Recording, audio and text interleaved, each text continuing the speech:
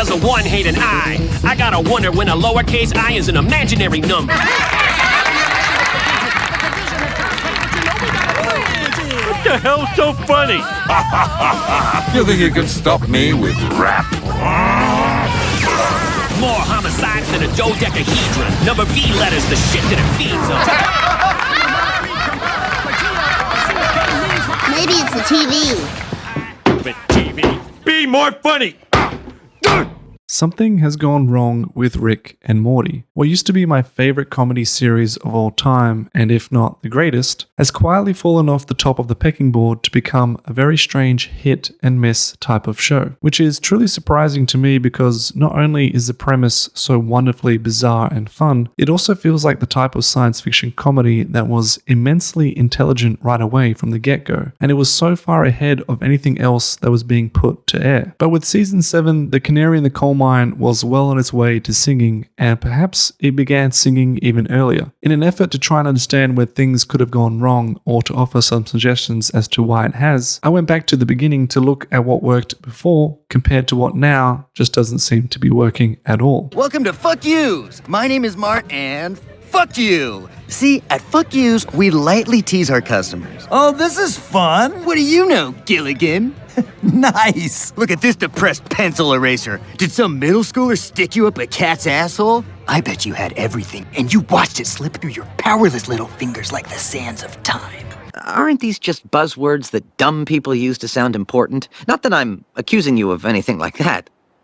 I'm fired, aren't I? Oh, yes. My gut feeling was that part of the problem was with the group of writers present and the slowly evolving changing of the guard that had occurred. And when I looked further into this, it seemed like this could be one of the biggest factors as to why the writing changed so dramatically, because with each new season, the show accrued new writers while old ones moved on. And I suspect that this change could explain why the writing suffered. In the very first season, there were really only 5 core staff writers to the team, apart from co-creators Dan Harmon and Justin Roiland. Amongst these were writers Ryan Ridley, Eric Acosta, Wade Randolph, Tom Kaufman, and Mike Mahan. Now, while each writer has a credit to an episode, Dan Harmon has spoken about how the process of writing the shows isn't as cut and dry as giving one episode for each writer, but rather a collective process in which they all contribute and they designate then a writer to formally go through the outline and drafting process of the entire script. So with that moving forward, let me preface that poor writing or a bad episode is most likely never the sole blame of that one particular writer who is credited for it. So that means we have to look at the collective when comparing the writing across the show's time. Secondly, it's also important to note key members in the first season when the show was starting to blow up. These include writers like Ryan Ridley and Mike Mahan, who in my opinion had a huge influence on later seasons, becoming showrunners and executive producers, as well as doing other creative shows with Justin Roiland, such as Solar Opposites. No doubt they were instrumental in fostering and maintaining the quality in those early seasons. But thirdly, I also want to note the size of the core collective in that first season, because it feels like not only were there important individuals part of the writing team, but also a very focused group in general, with not too many cooks in the kitchen per se. I also suspect that Justin Roiland had a larger influence in this season compared to much later seasons, not only because of allegations, but with the obvious growth of a TV show that he created and that attracted more attention and would have demanded more resources to produce it. But this might have been the best thing for the show, because as we move to the next few seasons, we can see a slow but dramatic change occur. In season 2, we have 4 additional new writers, with only Ryan Ridley, Mike Mahan, and Tom Kaufman staying on from seasons 1. With season 3, we have 5 new additional writers, and in season 4, we again have 5 also. It's at this point that the writing staff has grown but also changed largely with its membership group. By season 5, Ryan Ridley and Mike Mahan are no longer credited as writers, and their capacity is likely far much more limited, although there could have been some involvement here and there. Interestingly, by season 6, only 2 additional new writers came on board, but by this point, the core group is a stark contrast compared to the earlier seasons, and it actually boasts the most amount of writers of any season. There are 10 writers here, not including Dan Harmon and Justin Roiland, and when we look at the average popularity or user score from IMDb across these seasons, we can see a general correlation of decline. Now, I don't want to overanalyze and provide way too much quantitative statistical analysis on figuring out different numbers from all these writing changes, but just based on those simple general trends, it's clear to see that over time, the changing in guard and increasing the size of that writing team has obviously had an impact on the quality of writing.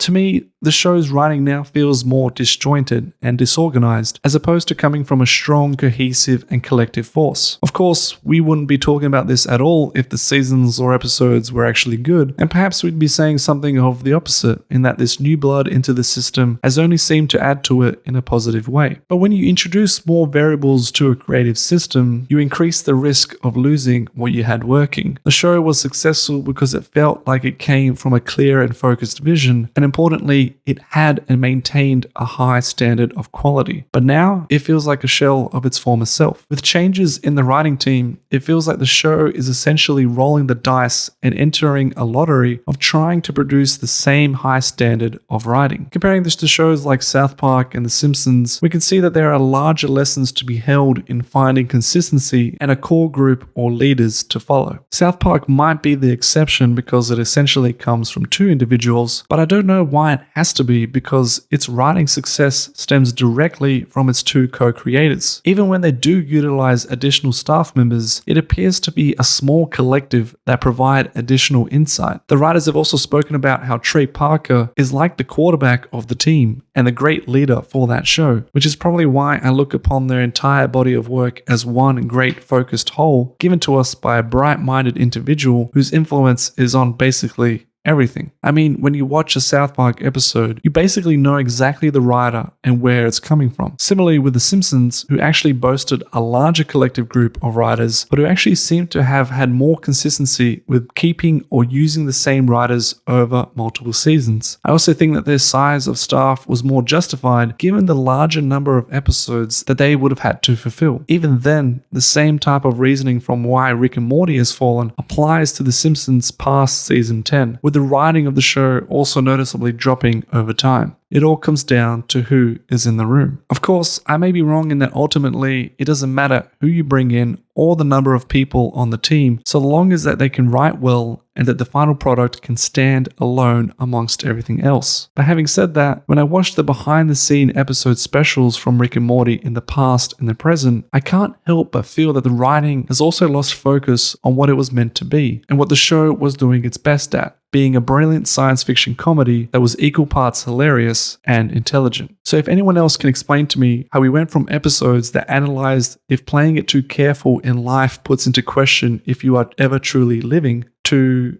incest babies, I'd love to know. Let me just say on the record, I love this man. 6 million people died in the Holocaust. And that is something that I don't think that we take, like, we don't remember it enough. And I love Dan Harmon. So, and it's true, I really do love Dan Harmon. I have a deep love for him. And 6 million people died. That's fucking dark shit, man. It is. How the fuck did that even happen? The weird thing is that he often expresses his love for me, but he always infuses it with Holocaust statistics, and so there's no actual historical knowledge of his love for me. He's not kidding. And everyone cuts it out because I think there's a global conspiracy against...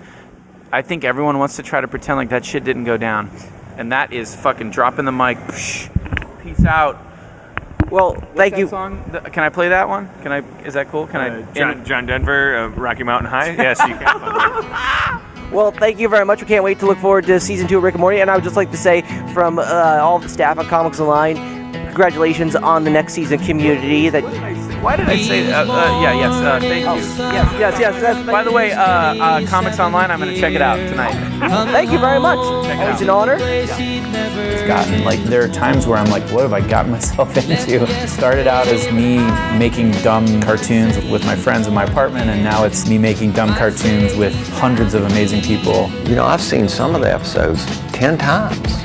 they don't get old. I mean, that's the basis of great entertainment. I want to see it again. I mean, it really is cool to think back about how it all began. The best thing about it is that it proves a certain religion right, which is be yourself, work with your friends, don't tell jokes that don't make you laugh, don't tell stories that don't make you cry, and everything else is going to come out in the wash.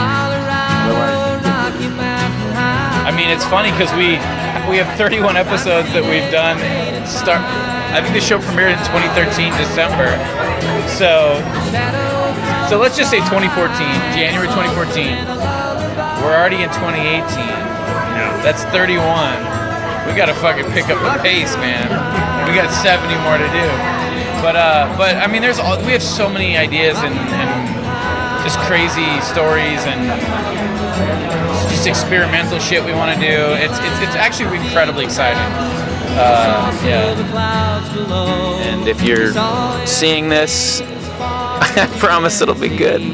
The A story is amazing. There's a bunch of amazing sketches. It's just now there's so many more moving pieces in this one because Beth's there and Summer, but then Beth leaves and comes back. So we're trying to like place the sketches in the right order, and we have more sketches than we have time for. So at some point you're gonna get looped in and look at it, and who knows what'll happen at that point. But yeah, we're doing it again, and it's really fun. And I hope we get to do one every season. But it is a very difficult. It's actually a lot more fun to go in the booth if my voice will allow, which is most of the time, and just riff.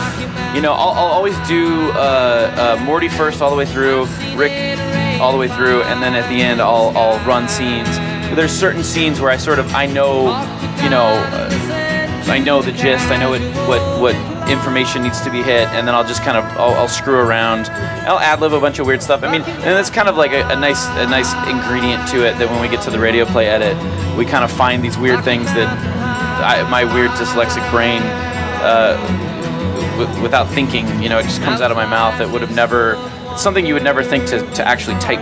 Which is the origin of the Rick's catchwoof, wubba lubba dub, which started out as an episode. I wrote the first draft, and I wrote Rick drops to the floor and spins around and goes whoop, whoop, whoop, whoop, like Curly. Yeah, and then Dan did his pass and was like, he does the woof woof woof like Arsenio. And then Justin in booth is like, I don't know what any of that stuff means. He says wubba lubba dub dub. Well, I mean, I knew the Arsenio thing, but I was like, I thought it would be funnier if he didn't get it right. He's like, isn't that what Arsenio? Isn't that the Arsenio thing? Blah blah blah dub. It's Arsenio, and then somehow that became a catchphrase. That was how I really knew. Yeah, it was season 3. It was the big April Fool's premiere, and from that point forward, it just felt like this crazy. And then just friends of people who became friends of ours. The Weekend. Abel, whatever. I'm not going to name drop. That's dumb. But just Elon Musk had us over for lunch. I mean, but we knew at that point. Yeah, we knew. We were like, okay, this is transcending something bizarre, something weird. And then he was like, "Do you want to transcend something bizarre?" And we were like, "What are you talking about, Mr. Musk?" And he said, "Come with me. You guys aren't going to print this, are you?" Okay. Listen, we're all living in a simulation. No, you can't. Research quantum entanglement. Tell me I'm wrong. I know it's not proven. Rocky Mountain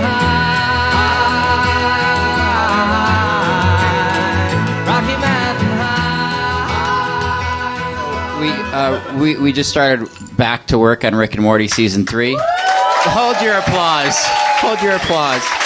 And we hired, for the first time after 2 seasons, all male writing staff. We hired 4 female writers, right? And there's a little bit of an adjustment period. And the other day, do you remember this? Were you in the room? The other day, we were talking, and one of the female writers said, very innocently and very naively, as if she was talking about a furry or someone who has sex with can openers, like she goes, oh, what if he's like one of those weird guys who likes to come on women's faces and tits? And there's a long beat, and all of a sudden Justin goes, yeah, those guys are weird. And then his face turns 7 shades redder than that Solo cup. And that's when we realized there's some communication that's going to have to be bridged. Yeah. There's some differences in perspective, and Yeah. that was a funny moment. It was. Yeah.